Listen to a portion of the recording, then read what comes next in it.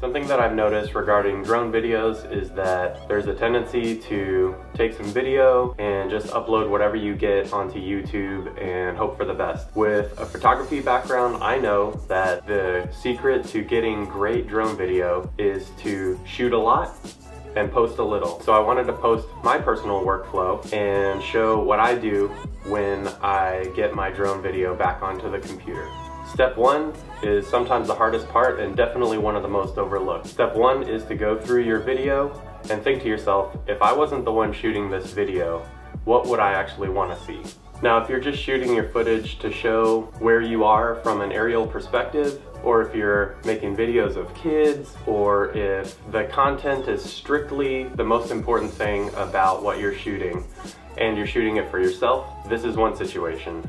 But if you're shooting to get nice cinematic type shots that will be interesting to a wider audience, you need to think about what is interesting to that audience and go for that. When you're flying the drone, concentrate on how you're moving it, what you're capturing, what's in the frame, what is excluded from the frame. When you get your shots uploaded onto your computer, if you've got 10 shots of the exact same thing, maybe consider using only 2 of those shots. If you're shooting for B-roll, make sure that what you're shooting is interesting, but not distracting from your main storyline. With all this in mind, let's take a look at my latest video and what didn't make the cut. So the first thing I do is import all of my footage and begin to look at it within Final Cut Pro. Anything that I find distracting, for example, the props being in the frame or any kind of jerky movement whatsoever from the drone, gets cut out. So as you can see in my first shot, I've got props in the frame. Immediately after that, I've got a pan movement, and one of the worst things about the Spark is the way that it pans, in my opinion. It's very jerky. It's very difficult to get a smooth maneuver from the aircraft. So generally speaking, anything that has a panning movement gets excluded from what I keep. And here we have the first shot that is keepable. It's a pretty short clip, so generally speaking, I will end up slowing that down quite a bit. But I won't do it now, I'll do it later in the editing process. Also want to mention that one thing I think is crucial to getting good footage with the DJI Spark is setting your camera settings manually. So switching from automatic onto manual, setting your shutter speed as low as you can get it, setting your ISO as low as you can get it, and using this to control your exposure throughout the shot. When your exposure changes during the shot, it can be very distracting from what you're trying to show, and it just doesn't generally provide a very professional cinematic look. And as you can see here in the different frames in the preview, and as well when the video clip is going, I did not set my exposure or my white balance manually, and they change throughout. For example, this clip that we're looking at is fairly cool in color, but as you can see, when the clips go back and forth between one clip to another, it will change from pretty warm, like this one, to pretty cool, like the previous one. Some of this can be fixed through color grading in the post-processing, but if you set your white balance and your exposure manually while you're shooting, you can save yourself a lot of work later. And generally speaking, it's impossible to get them to match perfectly, so you'll end up getting it as close as you can, hoping that your viewer won't notice that they don't match. Another option to put two clips together that don't quite match is to put something different in between them, so that any differences in color or exposure won't be on back-to-back clips. So as you can see, all we have so far is some footage of the waves. They're all pretty short clips due to the fact that it was extremely windy while I was flying. I was in sport mode a lot, so you can see the propellers dip into the frame, but I think I came up with some usable shots. One of my favorite shots to do with the drone is to point the camera straight down and fly up quickly Unfortunately, on this day, as you can see, there were some erratic movements of the aircraft, so these shots are not really going to make the final cut, unfortunately. The water was beautiful though. As you can see, the waves are crashing. There's foam. The water is blue. It was beautiful. This shot right here actually is in the final product. However, the craft is not moving, it's stationary with the camera pointing straight down.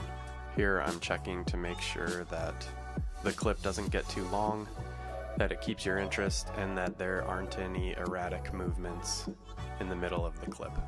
For each clip, you can notice that the first thing I do is scan through the clip. Here I'm looking for any little jolts like what you just saw, and I'll cut those right out. I won't include that. Okay, moving on to the next clip. This is a really nice clip here. I know that this is in the final product. So again, looking for when the craft starts moving, I'll make a cut, I'll follow it through, make sure there aren't any erratic movements, find the end of the camera movement, make another cut, and that's all that gets included. Most of my shots only include one camera movement, so you won't see the craft make any turns or begin going forward and end going sideways. I think this is key for B-roll type footage, and if you can get away with it, most any type of footage. I also tend not to include compound movements, meaning flying forward while turning or flying sideways while losing altitude. I think that with some of the more expensive drones that DJI offers, these shots can come off really well, but because of the small form factor of the Spark and the 2-axis gimbal, it's very difficult to get a nice smooth shot while trying to make two different movements in space. As you can see, these shots are very warm in color, which is pretty disappointing compared to some of the other shots. You can see the white balance immediately shift right here to more of a cool tone instead of warm. Matching color grading on these two clips, it will be difficult. And here I'm landing. Well, I am hand catching the drone to finish the flight. It's the only flight I took that day. I love the fact that the Spark is so easy to hand catch, especially on the beach, and I thought it would be fun to include that in the video, so I did. This begins the second day that I flew on the weekend. I got up really early, left our hotel room, went out to watch the sunrise, and man, it was amazing. This first shot, you can see I broke both of the rules that I mentioned prior. I forgot to set manual exposure, and I did not set the manual white balance. But I did so right after I took that shot, and I am really disappointed that I didn't get it before, because I love the fly straight up type of shots, especially with the beautiful foreground and the really amazing sunrise behind the mountains. But I figured it was such a nice shot that I'll keep it and see if I can do something with it in post. This is a shot that I tried to do a compound maneuver. I was flying the drone forward while tilting the camera downward, and as you can see, it's pretty difficult to do both at exactly the correct rate to keep the hotel that we were staying at exactly framed where I wanted it. And I even considered not using this because half of the building is covered with an ugly gray roof and AC units and things like that, but I figured the green grass and the beautiful crashing waves made this a shot worth keeping anyway. Again, cut out all the movements that didn't look like I wanted them to. Here's another shot where I tried to make a compound maneuver. The drone is flying to the right and the camera is pivoting to the left, thus flying an arc around the hotel. Very difficult to make a smooth panning motion with this drone. The difference between 0 input and the first measurable input really makes it turn quickly, and since I was flying such a large arc, the turn was too quick for the horizontal maneuver and it got really jerky. But again, with the sunrise coming up behind the mountains and the amazing hotel in the foreground, I thought there's got to be some way to smooth this out and make it look good. And I'll show you how I did that in one of the videos that follows this one. As you can see, the footage starts out really nice looking, but the potential is for so much more than just that. Moving on to the next clip. While I was making this clip, I was actually a good ways away, and when I flew down to start the shot, the drone actually lost connection and started the return to home. That's why you see it keep jumping up like this. So I ended up not being able to keep this, but I think it would have been a really great shot if I was just a little bit closer and had a better signal. But the second half of this clip I did keep, which was just a view down the coast. This is facing south down the beautiful Northern California coastline. Here we have just a very basic shot from above of the hotel. Very little motion going on. It almost looks like a photograph, but you can see the water sneaking in the bottom left of the frame. The second one is actually correctly exposed. So the second one is the one that I included in the final product. Nothing great to see in that first shot there. Even this one is a little less interesting than the others, and I considered not keeping it. This is one of my favorite shots that I got that morning. I think it's just beautiful with the sand cliff there, the waves lapping up against the beach, and the sun just trying to peek over top. After I missed the opportunity to get the up and over shot of the hotel, I went for this one. I'm just off camera to the left of the frame, and I didn't lose connection or anything like that. I think it turned out to be a really cool shot. As you can see toward the end of the shot, the camera actually begins to pan to the right. However, it's very minor, and I ended up including it in the final product. Not sure what happened with this clip.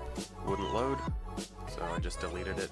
Here are the rest of my favorite shots that I got during the day. There's 3 very large rock formations right in the water, and I love the way that the water interacts with the rocks, crashes through them and over them.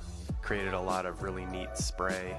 Here I'm breaking another one of my rules by including a still camera into a movement, but I just really liked the way that the water crashed over the rocks on the upper left right at the end, so I did include this part.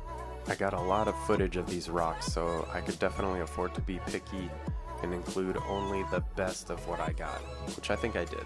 As you can see, I spend a lot of time scanning back and forth, finding the beginning of the camera movement, not including what comes before, concentrating on getting one camera movement, nothing distracting, nothing that takes away from exactly what I want people to see.